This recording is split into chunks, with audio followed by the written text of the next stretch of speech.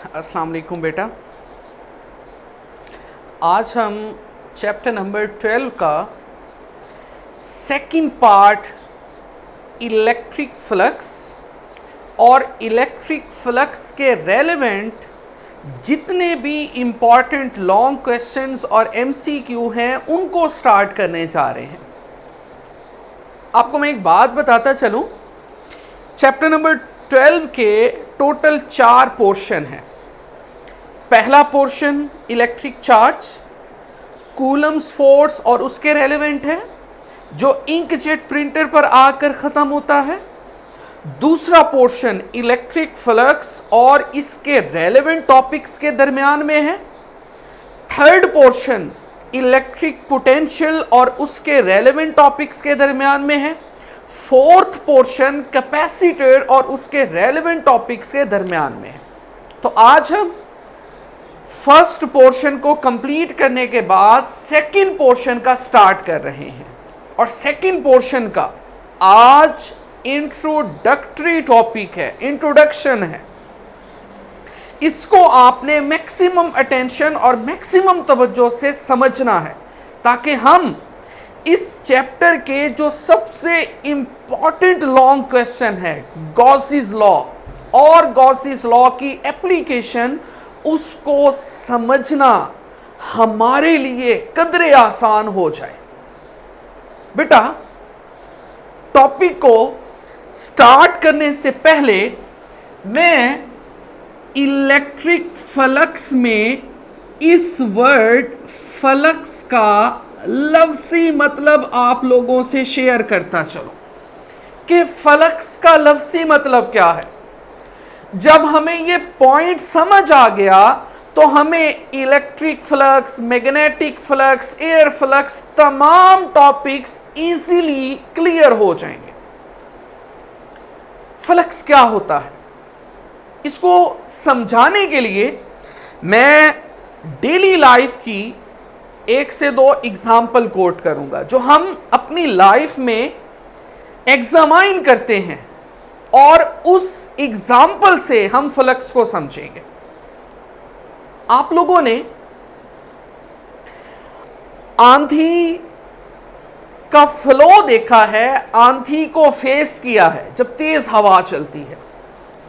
फर्ज कर लें आप एक रूम में हैं और उस रूम में एल्यूमिनियम की खिड़कियां नहीं लगी हुई बल्कि जाली की शीट लगी हुई है, लोहे की जाली है, उसकी शीट लगी हुई है खिड़की में। तो बेटा आप क्या ऑब्जर्व करेंगे, क्या फेस करेंगे? क्या बाहर से चलती हुई हवा या आंधी उस खिड़की में मौजूद जो जाली की शीट है उसको क्रॉस करके अंदर आएगी या नहीं? डेफिनेटली बेटा उस जाली को चीर कर हवा अंदर आएगी। इसको फ्लक्स कहते हैं। किसी भी एरिया से लाइंस का चीर कर गुजर जाना, पास करना, उस एरिया में फ्लक्स कहलाता है। अमूमन जब हॉस्टल लाइफ होती है तो हॉस्टल लाइफ में भगदड़ मची होती है। अमूमन इस तरीके से होता है, जब कपड़े धोए जाते हैं तो अगर पेडिस्टल फैन मौजूद है तो पेडिस्टल फैन के आगे अगर अर्जेंट हो तो उसको सुखाने के लिए कपड़ों को एक चारपाई को वर्टिकली रखा जाता है, उसके ऊपर कपड़े डाल दिए जाते हैं। अब होता क्या है, ये चारपाई की पोजीशन, ये पेडिस्टल फैन की पोजीशन, यहां से हवा निकलेगी, इस चारपाई को चीर कर आगे जाएगी। तो यहां पर क्या मौजूद है बेटा? फ्लक्स। फ्लक्स सिंपल है, किसी भी एरिया से नंबर ऑफ लाइंस का पास करना, उस एरिया में फ्लक्स कहलाता है। अब अगर वो लाइंस इलेक्ट्रिक होंगी तो क्या बन जाएगा? Electric flux. अगर वो लाइंस एयर होंगी तो क्या बन जाएगा? Air flux. अगर वो लाइंस मैग्नेटिक होंगी तो क्या बन जाएगा? Magnetic flux. तो बेटा हम अब इस काबिल बन चुके हैं कि हम इलेक्ट्रिक फ्लक्स की डेफिनेशन समझ सकें और लिख सकें। तो यहां पर इसकी डेफिनेशन लिख रहा हूं, number of electric lines passing through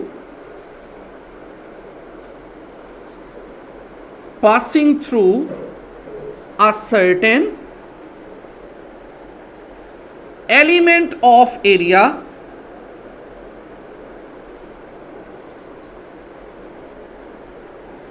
is known as electric flux through that area। अब बेटा गौर से समझिएगा, अगर इधर इलेक्ट्रिक की जगह मैग्नेटिक लाइंस होंगी तो इसका नाम क्या बन जाएगा? Magnetic flux. इलेक्ट्रिक की जगह एयर लाइंस होंगी तो नाम क्या बन जाएगा? Air flux. एंड सो ये बेटा इसी तरीके से प्रोसेस चलेगा। सिंपल, लाइंस पास करेंगी तो फ्लक्स है, लाइंस पास नहीं करती फ्लक्स नहीं है। मैक्सिमम लाइंस पास करेंगी मैक्सिमम फ्लक्स, नहीं पास करेंगी तो फ्लक्स बिल्कुल भी नहीं है। क्लियर है बात? ये बेटा इस फ्लक्स की है फिजिकल डेफिनेशन। अब हम इसकी मैथमेटिकल डेफिनेशन पढ़ेंगे। एक बात बताता चलूं, ये वाली डेफिनेशन मैं बिफोर टाइम बता रहा हूं।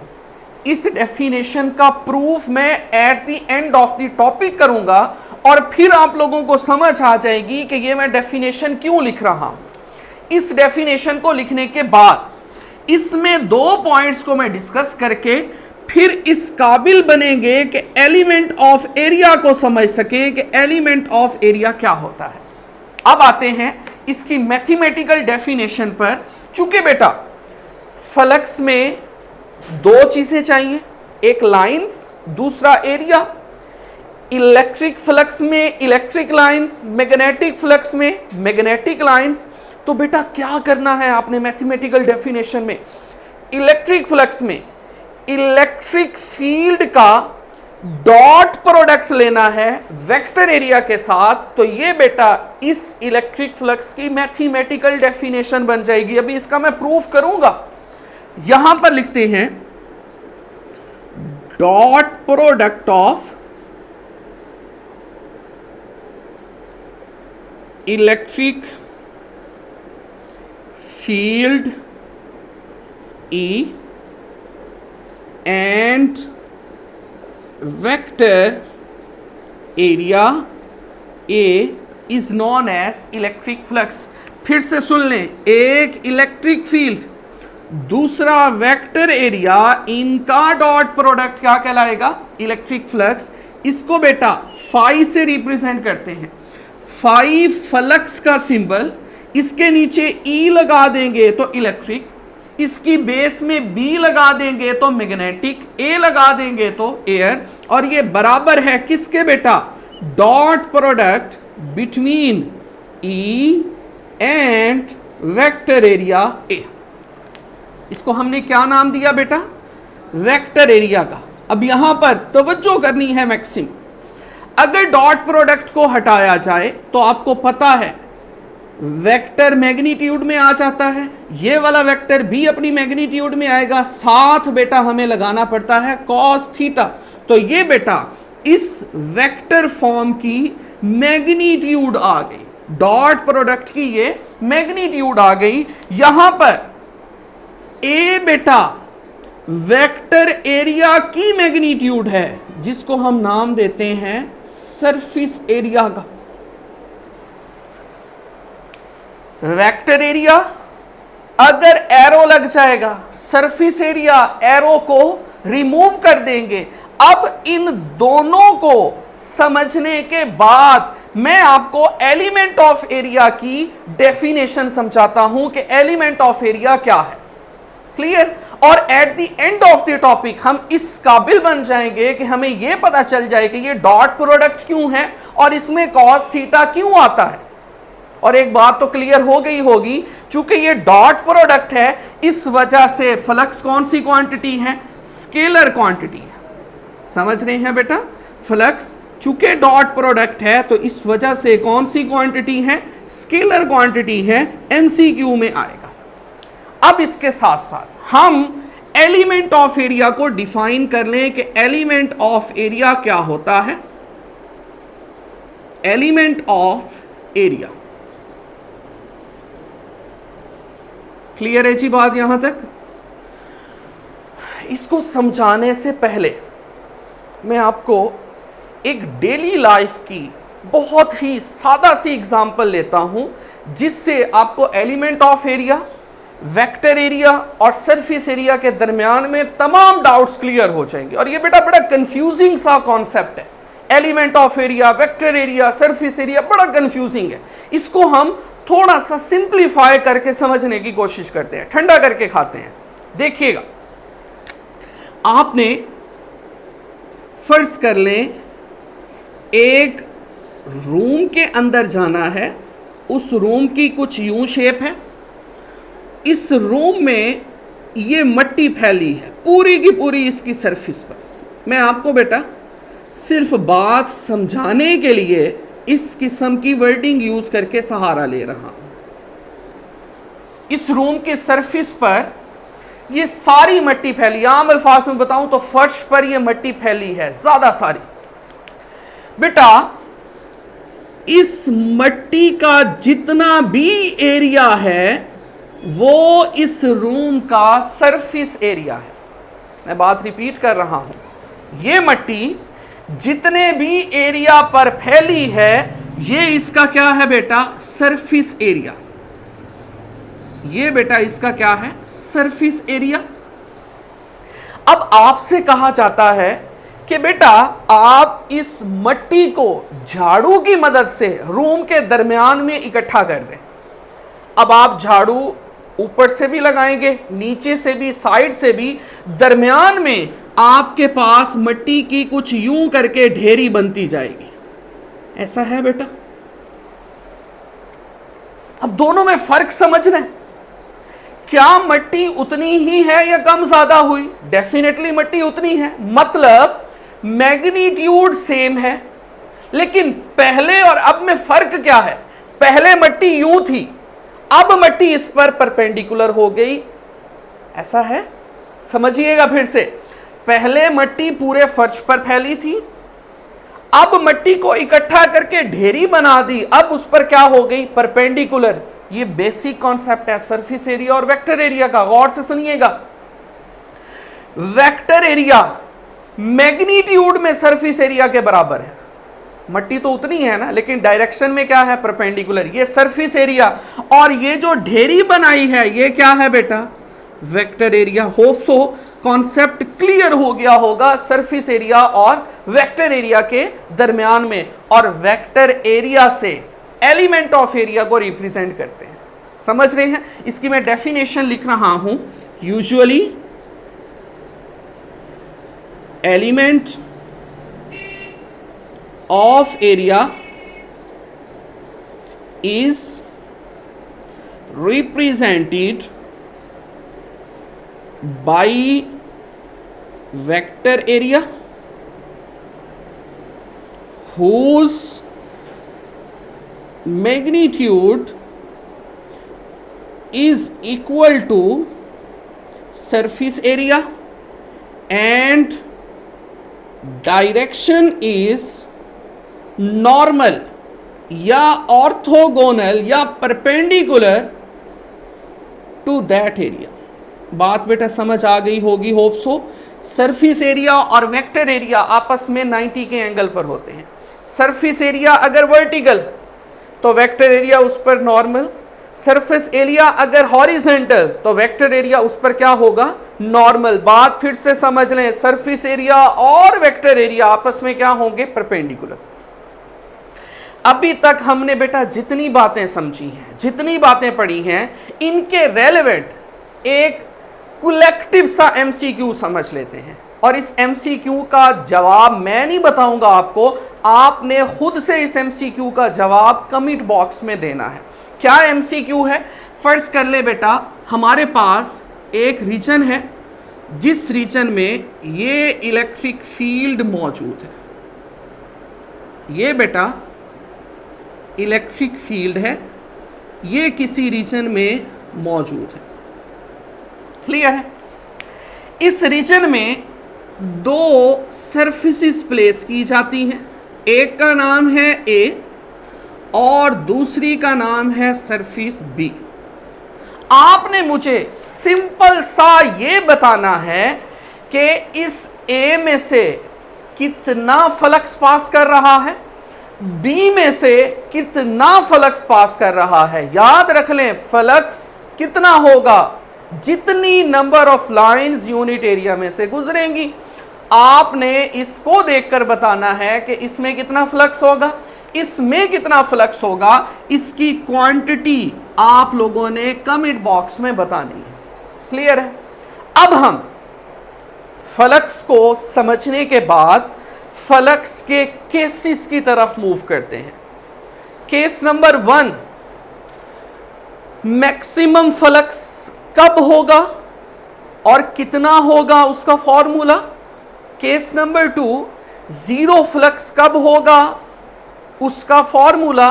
और केस नंबर 3, केस 1 और 2 को समझने के बाद हम डिस्कस करेंगे। केस नंबर 1 पर आते हैं। हमारे पास केस नंबर 1 है, क्या है बेटा, मैक्सिमम फ्लक्स। बेटा होप सो अब आपको बात खुद से समझ आ रही होगी कि मैक्सिमम फ्लक्स के लिए क्या चाहिए, मैक्सिमम लाइंस पास करनी चाहिए एरिया में से। और मैक्सिमम लाइंस कब पास कर सकती हैं, जब सरफेस एरिया को लाइंस के परपेंडिकुलर रखेंगे। ऐसा है ना, परपेंडिकुलर होगा तो लाइंस चीर कर गुजरेगी, अगर परपेंडिकुलर नहीं होगा तो लाइंस इसको चीर कर नहीं गुजरेंगी, ऊपर नीचे से गुजर जाएंगी। तो मैक्सिमम फ्लक्स के लिए सरफेस एरिया को मैग्नेटिक लाइंस पर, इलेक्ट्रिक लाइंस पर क्या होना चाहिए, परपेंडिकुलर। तो यहां पर बेटा गौर से सुन लें, for maximum flux surface area should held perpendicular to field lines। Field lines के परपेंडिकुलर होना चाहिए सरफेस एरिया। तो हमारे पास फ्लक्स क्या आ जाएगा, मैक्सिमम। इसकी एग्जांपल यहां पर समझाता हूं डायाग्राम से। ये आपके पास कोई सरफेस है जिसको आपने परपेंडिकुलर प्लेस किया है बेटा, ये इसका सरफेस एरिया, बात समझ रहे हैं ना, जितना इसकी सरफेस एरिया होगा, और इसका वेक्टर एरिया इस पर क्या होगा, परपेंडिकुलर। क्यों होगा, इसका कॉन्सेप्ट मैंने बड़ी डिटेल में इस पोर्शन में समझाया। अब आपके पास ये इलेक्ट्रिक लाइंस है, डेफिनेटली बेटा इलेक्ट्रिक लाइंस इस सरफेस को चीर कर गुजरेंगी, तो जितनी लाइंस मैक्सिमम चीर कर गुजरेंगी उतना फ्लक्स क्या होगा, मैक्सिमम। गौर से समझ लें, सरफेस एरिया ई के साथ परपेंडिकुलर, लेकिन वेक्टर एरिया ई के साथ क्या होगा, पैरेलल। समझ रहे हैं ना, क्योंकि वेक्टर एरिया सरफेस एरिया पर परपेंडिकुलर होता है, इस वजह से ये ई के क्या हो जाएगा, पैरेलल हो जाएगा। इसकी मैं यहां पर डायाग्राम के बाद मैथमेटिकल फॉर्म बना दूं, फ्लक्स मैक्सिमम जब इलेक्ट्रिक लाइंस परपेंडिकुलर होंगी सरफेस एरिया पर, या इसकी दूसरी mathematical form electric flux maximum कब होगा, जब E dot A vector area की बात करेंगे और वेक्टर एरिया पैरेलल होगा किसके बेटा, इलेक्ट्रिक फील्ड के, तो फ्लक्स क्या हो जाएगा, मैक्सिमम। रिपीट कर रहा हूं, वेक्टर एरिया के पैरेलल होने और सरफेस एरिया के परपेंडिकुलर होने से फ्लक्स मैक्सिमम होगा। इसका मैं एमसीक्यू में एक पॉइंट समझा दूं, ये बोर्ड का बहुत इंपॉर्टेंट एमसीक्यू है कि फ्लक्स मैक्सिमम कब होगा, जब E परपेंडिकुलर होगी सरफेस एरिया के, या E पैरेलल होगी वेक्टर एरिया के। बात की समझ आ रही है ना, इन दोनों में फ्लक्स मैक्सिमम होगा। अब बेटा बात करते हैं केस नंबर 2 की, और केस नंबर 2 हमारे पास क्या है बेटा, जीरो फ्लक्स के बारे में, कि फ्लक्स जीरो कब होगा, बताइएगा, जब कोई लाइन पास नहीं करेगी। और कोई लाइन कब पास नहीं करेगी, जब इलेक्ट्रिक लाइंस के पैरेलल हम सरफेस एरिया को रखेंगे। यूं सरफेस एरिया, यूं इलेक्ट्रिक लाइंस है, तो इस सूरत में इलेक्ट्रिक फ्लक्स जीरो होगा, क्योंकि कोई लाइन चीर कर नहीं गुजरेगी। तो यहां पर बेटा यही वर्डिंग यूज करते हैं, for zero flux surface area should held parallel to field lines, surface area field lines के पैरेलल रखेंगे तो फ्लक्स क्या हो जाएगा बेटा, जीरो हो जाएगा। ये बेटा आपके पास सरफेस एरिया है, ये इसका वेक्टर एरिया, मैंने कहा सरफेस एरिया पर हमेशा वेक्टर एरिया परपेंडिकुलर होगा। और ये बेटा हमारे पास इलेक्ट्रिक लाइंस है, बताइएगा कितने एंगल पर है, वेक्टर एरिया के साथ 90 डिग्री पर, लेकिन सरफेस एरिया के साथ पैरेलल है, या ऊपर से गुजर रही है या नीचे से गुजर रही है, कोई लाइन इसको क्रॉस करके नहीं गुजर रही। तो इसका मतलब कोई लाइन एरिया में से नहीं क्रॉस कर रही, तो फ्लक्स भी कितना है बेटा, जीरो। तो फ्लक्स जीरो कब होगा, जब इलेक्ट्रिक लाइन सरफेस एरिया के पैरेलल होंगी, या फ्लक्स जीरो कब होगा, जब ई और वेक्टर एरिया आपस में 90 के एंगल पर होंगे, और कॉस 90 चूंकि जीरो, तो फ्लक्स भी क्या हो जाएगा बेटा, जीरो। क्लियर है बात। अब बेटा जिस तरीके से ये एमसीक्यू पढ़ा, उसी तरीके से इसका एमसीक्यू हम पढ़ते हैं। क्या होगा कि जीरो फ्लक्स के लिए ई पैरेलल होगी सरफेस एरिया के, और ई परपेंडिकुलर होगी वेक्टर एरिया के। समझ रहे हैं ना, इसको उल्टा दें तो जीरो फ्लक्स, इसको देखें तो मैक्सिमम फ्लक्स। ये बेटा आप लोगों का बोर्ड का बहुत इंपॉर्टेंट एमसीक्यू का पोर्शन है, ये दोनों आप लोगों के बोर्ड के एमसीक्यू के पोर्शन। अब केस 1 और केस 2 को डिस्कस करने के बाद हम केस नंबर 3 पर मूव करते हैं। केस नंबर 3 को समझने के लिए मैं केस 1 और केस 2 में जो डायाग्राम बनी है उनको एक दफा रिकॉल करता हूं, ताकि हमें क्लियर हो जाए हम पढ़ने क्या चाह रहे हैं। केस नंबर 1 में हमने सरफेस एरिया को परपेंडिकुलर रखा, एग्जैक्ट। केस नंबर 2 में हमने सरफेस एरिया को पैरेलल रखा, एग्जैक्ट। क्या होगा अगर सरफेस एरिया ना परपेंडिकुलर हो 90 पर, ना पैरेलल हो 0 पर, बल्कि वो किसी ना किसी एंगल पर इंक्लाइन हो, थीटा पर। देखें 0 डिग्री पर भी फ्लक्स निकल आया, 90 डिग्री पर भी फ्लक्स निकल आया। अब ना 0 है ना 90 है, बल्कि कुछ ना कुछ एंगल थीटा है। अब फ्लक्स निकालना है। और ये वाला केस हमें ये बताएगा कि इलेक्ट्रिक फ्लक्स डॉट प्रोडक्ट क्यों है, ये स्केलर क्वांटिटी क्यों है, और इसमें हम ई ए कॉस थीटा क्यों लेते हैं। अब बेटा केस नंबर 3 की तरफ मूव करते हैं। क्या है केस नंबर 3? मैंने आपको बताया, जब सरफेस एरिया को हम ना तो क्या रखेंगे, पैरेलल ना रखेंगे परपेंडिकुलर, बल्कि कुछ ना कुछ एंगल पर इंक्लाइंड करेंगे, तो हम फ्लक्स निकालेंगे। केस नंबर 3 की तरफ मूव करते हैं। When surface is held neither parallel nor perpendicular to field lines, but is inclined at angle theta, लेकिन वो किसी ना किसी एंगल थीटा पर इंक्लाइन की गई है। अब बेटा इसकी सबसे पहले मैं डायाग्राम बनाता हूं, फिर इसके बारे में जो हमने आज तक पार्ट 1 में पढ़ा उसको डिस्कस करके इसको फाइनलाइज करते हैं। फर्स्ट कर लें, ये हमारे पास कोई ना कोई सरफेस है बेटा,